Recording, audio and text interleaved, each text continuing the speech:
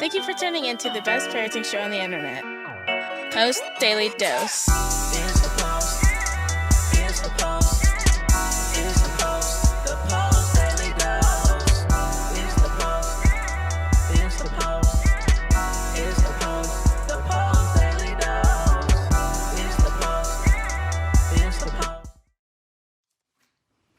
Hey there, Post+Institute. This is Kristi, Saul, the co-founder, coming at you live. I hope you guys are having a fabulous evening as we get ready to jump into another episode of Post Daily Dose, the best little parenting show on the internet. Of course, I want to plug these books real quick. Brian's book, From Fear to Love, that you can get on promotion at feartolovebook.com. Then we had this incredible workbook. Oh, you can get this on Amazon and postinstitute.com as well. And then we have this awesome workbook that is available in print on Amazon only. We have it as an ebook on our website as well, and we're making progress slowly but surely. We should have it in-house very soon. I see some of you guys logging in. It's so good to see you guys watching. Thanks so much. Then we also have Brian's book, The Great Behavior Breakdown. You can get this on Amazon as well as postinstitute.com. And of course, if anybody wants to say hi or chime in, add to the conversation, I always love hearing from you guys. I hope you had an enjoyable weekend. I hope that you had the chance to get some rest for the weekend. I found that I needed like extra doses of rest, and I'm thankful to be able to have gotten it. I had a conversation today with my dear friend and colleague, Kelly Belt, who is operating our book study program. If you're not familiar, we have a Fear to Love book study where folks go through this book with one of our master parent coaches. It's a 6-week program, and it is an incredible opportunity. We keep the groups limited to 10 per group so that people can get individual attention and have a chance to have conversation and exchange and engage. And so, hey, Nicole, it's good to see you. And Joni, it is lovely to see you. I hope you guys are doing well this evening. So tonight, for February, we've been talking about all things love because, well, you know, February and Valentine's Day and all that good stuff. And so, you know, we talked about some post-isms and we talked about some spiritual principles with regards to love. And now we're going to talk a little bit more about the biology of love. God, this is, it's just so important that we understand what we're learning from the field of neuroscience as it relates to how our brains develop, what it all means, and how important relationship is. So Bruce Perry is one of the first to say that we are biologically designed to be in relationship. And it is through relationship that much of our biochemistry gets activated. And so tonight specifically, I want to talk about two very specific chemicals, and that's dopamine and oxytocin. So dopamine, it has just recently been being researched. Like what I'm reading is some research from 2017 that is showing us some really good indicators about how dopamine is expressed in infants in the parent-child relationship and how strong the relationship between, and in this research it was the mother, between the mother's synchronicity with the child and her ability to sense and predict the child's needs and meet those needs, or to at least be responsive to the needs, and how that creates dopamine in the brain as well as oxytocin. So I wanted to give you all, if you don't already have some information about the benefits of dopamine. I'm just going to pull this straight up from WebMD. Dopamine plays the role in learning, motivation, heart rate, blood vessel fluctuation, kidney function, lactation, sleep, mood, attention, the control of nausea and vomiting, pain processing, and movement. Having adequate dopamine is pretty important, isn't it? Pretty important. The other hormone, actually the other chemical is a hormone, oxytocin. We talk about oxytocin quite a lot, as we know that in the parent-child relationship, when we are having loving eye contact, when we are rocking, when we are cooing, when we breastfeed, in that exchange, the mother actually also experiences a release of oxytocin, as does the baby. And so that is a really big reason. That's like a big proponent for the benefits, one of the many benefits of breastfeeding. But not to say that that is the only way that oxytocin is created in the parent-child relationship. All those nurturing things that we do help to create oxytocin at the brain level. We are not born with a learned oxytocin release mechanism. And so during infancy, when we are doing all of those mothering, nurturing activities, all of those activities help build oxytocin at the brain level. One of the things that's super important about that is oxytocin helps to modulate the stress hormone cortisol. And so when we think about that hypersensitive amygdala that senses distress, threat, a need, the baby has a need, it's registered in the amygdala. The amygdala sends out cortisol, the baby cries. When we come and meet that need, we're helping to build that release of oxytocin at the brain level. We're also helping to build dopamine and all these things that, think about it, learning, motivation, heart rate, blood vessel functioning, kidney function, lactation, sleep, mood, attention, control of nausea and vomiting, pain processing, movement. All of those things are affected by having enough dopamine. So, since we're talking about all things love, understanding that the actions of love demonstrated towards our infants and children are very important building blocks for their future ability to learn. We know that when we are stressed out and overwhelmed, that our short-term memory is suppressed and our thinking is distorted and confused. And if you have never experienced really high levels of stress, you are going to have a hard time believing this is being true, but I guarantee you it is.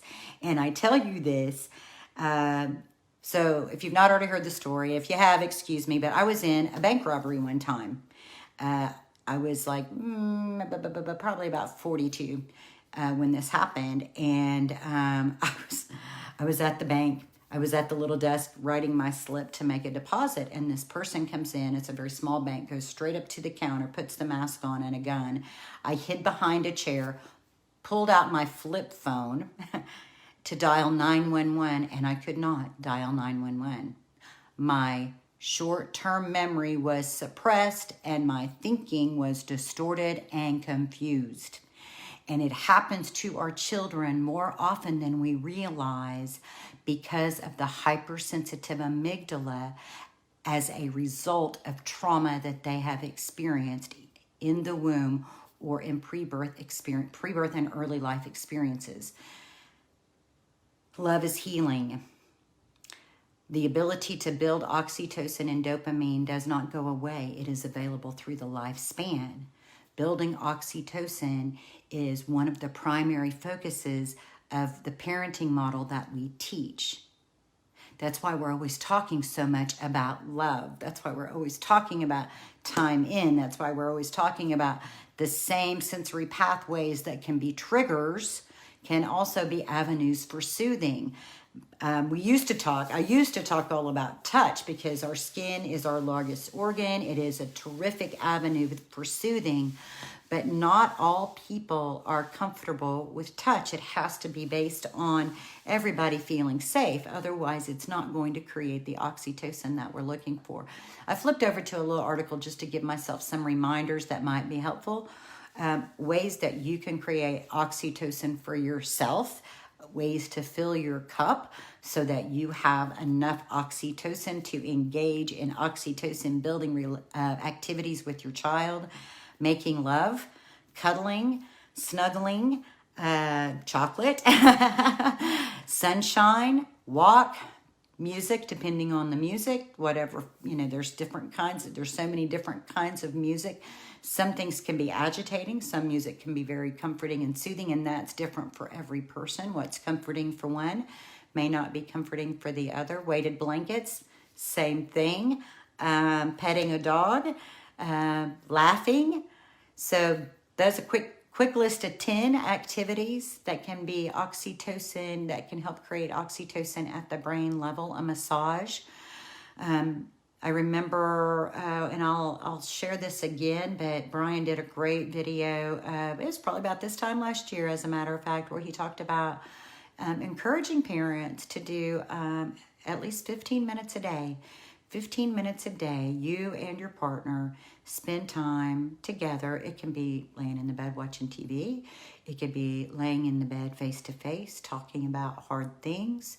It could be giving one another a massage, creating higher levels of intimacy outside of just sex. I mean, sex is obviously a great way to share intimacy, but intimacy can also be through our emotional connection, our heartfelt connection.